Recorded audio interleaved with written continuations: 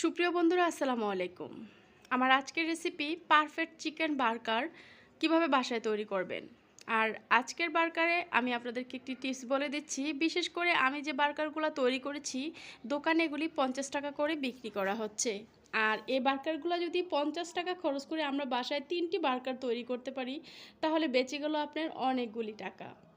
তাই চলুন বাচ্চাদের বায়না মিটাতে কিভাবে বাসায় পারফেক্টভাবে চিকেন বার্গার তৈরি করে বাচ্চাদের টিফিনে অথবা বাচ্চাদের বায়না আপনারা বাসায় ওদেরকে খুশি করতে পারেন।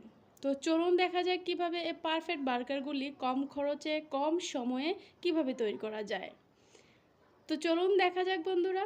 সবার প্রতি অনুরোধ থাকবে, প্লিজ ভিডিওটা দেখার শুরুতেই একটি লাইক দিতে কেউ বলবেন না। প্রথমে আমার এখানে যা লাগছে, আমি এখানে চিকেনের বেস্টের কিছু মাংস নিয়েছি, তাও আবার ছোট ছোট করে টুকরা করে এখানে 1 কাপের মতো নিয়েছি।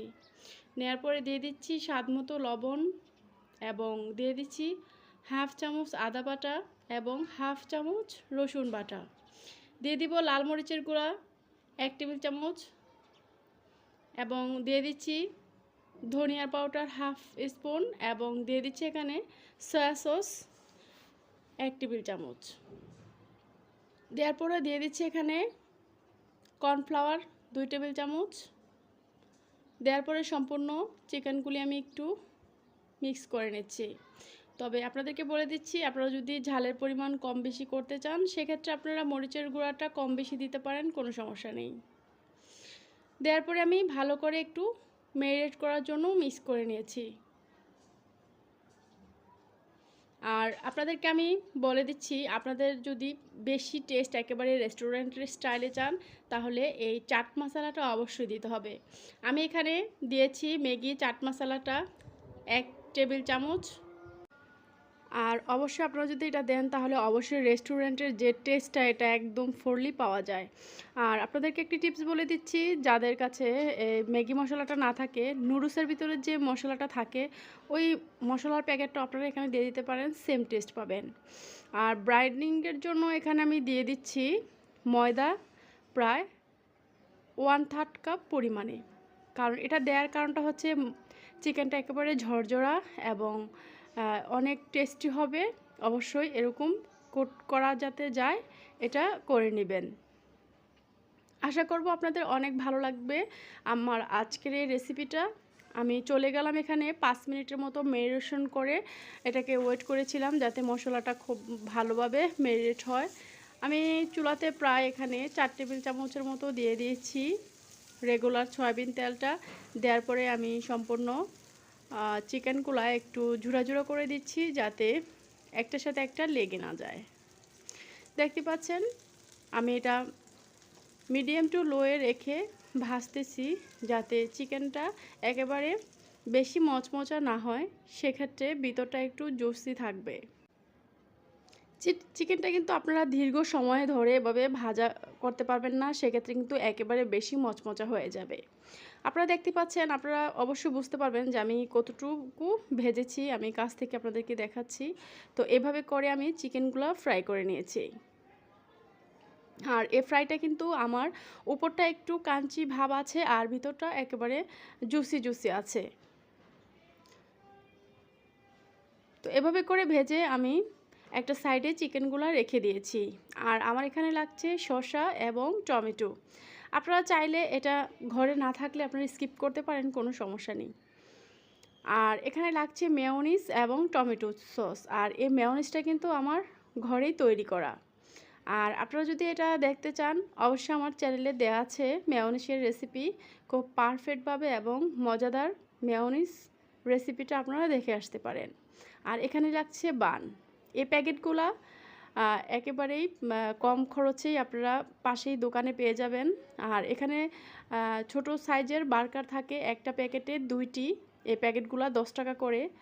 তো আমি এখানে 10 টাকা করে 4টি বার্গার পেয়েছি 20 টাকা দিয়ে।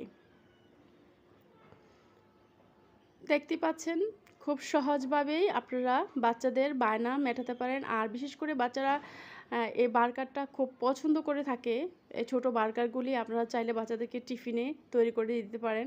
আর আপনাদেরকে একটি টিপস বলে দিচ্ছি, যদি আপনারা চান এটা ঘরে তৈরি করে রাখতে, যখন তখন বাচ্চারা চাইলে আপনারা তৈরি করে দিতে পারেন। তাহলে আমি যেভাবে চিকেনগুলি ভেজে রেখেছি এভাবে ভেজে আপনারা বক্সে রেখে নর্মাল ফ্রিজে রেখে দিতে পারেন। আর এই বানগুলি যে কোনো টাইমে দোকান থেকে এনে বাচ্চাদেরকে ঝটপট টিফিনের জন্য তৈরি করে দিতে পারেন। আর আজকালকার বাচ্চারা বার্গার আর এসব ফাস্টফুডের জিনিস পেলে তো কোনো কথাই নেই, খুব পছন্দ করে।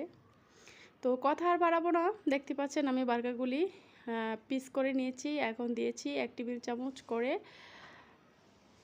মেয়োনিজ এবং টমেটো সস। আপনারা চাইলে এটা মিক্স করে নিতে পারেন, কারণ মেয়োনিজ আর টমেটো সস সমান করে নিয়ে আপনারা একটা বাটিতে মিক্স করে তারপর দিতে পারেন। তো আমি এখানে মিক্স করলাম না, সমান সমান করে বার্গারের উপরে দিয়ে দিচ্ছি। প্রথমে বানগুলোতে আমি ভালোভাবে একটু লাগিয়ে নিয়েছি যাতে বার্গারটা খুব টেস্ট হয়। আর এখন দিয়ে দিচ্ছি এখানে টমেটো। এটা আসলে বাসায় বানালে আপনাদের পছন্দ মতো দিতে পারেন। আপনারা চাইলে টমেটো শসা যদি ঘরে না থাকে সেক্ষেত্রে আপনারা স্কিপ করতে পারেন, কোনো সমস্যা নেই। আর যেহেতু আমরা বাসায় বানাচ্ছি এখানে চিকেনের পরিমাণটা আপনারা আপনাদের মন মতো দিতে পারেন, পরিমাণে কম বেশি কোনো সমস্যা নেই। আবারও উপর থেকে দিয়ে দিচ্ছি টমেটো সস এবং মেয়োনিজ।